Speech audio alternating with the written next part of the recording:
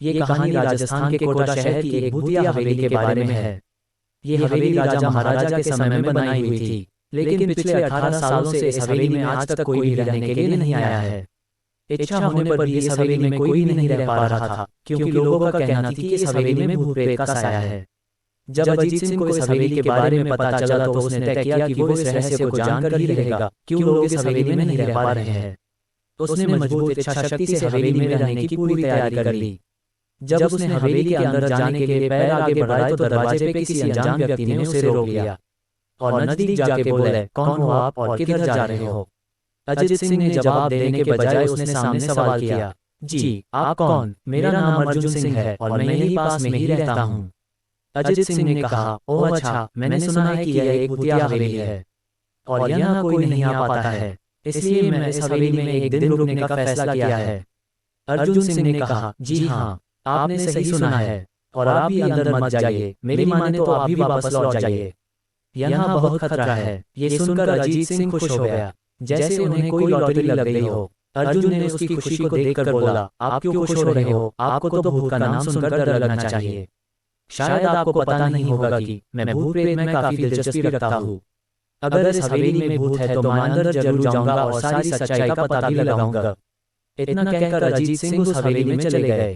अंदर जाके अजीत ने अपनी बैग को साइड में रखा और हवेली के चारों ओर देखने लगा। सारे रूम भी चेक कर लिए। बाद में ड्राइंग रूम में आके सोफे पर बैठ गया। उसने वहां बैठकर दारू के 2-4 पैग भी पिए। वहीं अचानक उस रूम में लाइट का एक बल्ब चालू बंद होने लगी, लेकिन अजीत ने उस पर ध्यान नहीं दिया।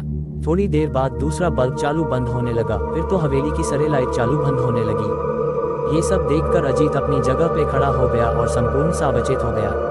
अचानक उसके सामने एक छोटा टेबल हवा में उड़ने लगा, करीबन 6 फुट हवा में ऊपर जाके गोल गोल घूमने लगा और बाद में अजीत की ओर तेजी से आने लगा। अजीत ने तुरंत ही अपनी जगह बदल दी और दूसरी ओर चला गया और वो टेबल वहीं जाके गिरा जहाँ अजीत खड़ा था। अजीत कुछ समझ पाता उतने में सोफे की शीट उसकी ओर आने लगी। वो जल्द खड़ा हो गया और छलांग लगा के दूसरी ओर कूद गया, जिसके कारण सोफा दीवार को टकराया और अजीत बच गया। अचानक सब कुछ शांत हो गया।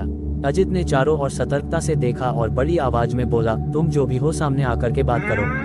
वहीं एक बड़ी परछाई उसके सामने आई। अजीत ने उस परछाई को देखकर बोला, कौन हो तुम और क्यों मुझे मारना चाहते हो? परछाई, तुम्हारी भूल के कारण। अजीत, मेरी भूल? मैंने कौन सी भूल की? परछाई, इस हवेली में आने की भूल। मैं किसी को भी इस हवेली में खुश नहीं देख सकता। अजीत, लेकिन क्यों? वो परछाई ने जवाब दिया, आज से 18 साल पहले इस हवेली के मालिक ने मुझे यहीं पे ही मार डाला था। मेरी कोई गलती भी नहीं थी। इस कारण की वजह से मेरी आत्मा इस हवेली में भटकती रहती है। मैं किसी को भी इस हवेली में नहीं रहने दूंगा, क्योंकि इस हवेली में मेरा खून हुआ था। इस हवेली में जो भी रहने के लिए आएगा उसकी मौत होगी। अजीत ने कहा, मैं तुम्हें अपने असली रूप में देखना चाहता हूँ। तुम्हें मारने से पहले मैं तेरी यह इच्छा अवश्य पूरी करूंगा। और उस परछाई ने एक भयानक दरमियाना रूप ले लिया। उसका चेहरा इतना भयानक था कि अजीत भी एक क्षण के लिए डर गया था, लेकिन दूसरी ही क्षण में उसने अपने आप पर काबू पा लिया। बाद में इसने अपनी जेब में से सफेद पाउडर निकाला और उस भूत के पर फेंक दिया। भूत के पर पाउडर पड़ते ही वो जलने लग गया। बड़ी बड़ी ज्वाला ही उठने लगी। वो बहुत जोर जोर से चिल्लाने लगा और बाद में पूरी तरह से जल गया। दूसरे दिन सुबह जब अजीत को सही सलामत हवेली से बाहर आते देख अर्जुन को आश्चर्य हुआ। अर्जुन ने अजीत से पूछा, तुम कैसे जिंदा हो?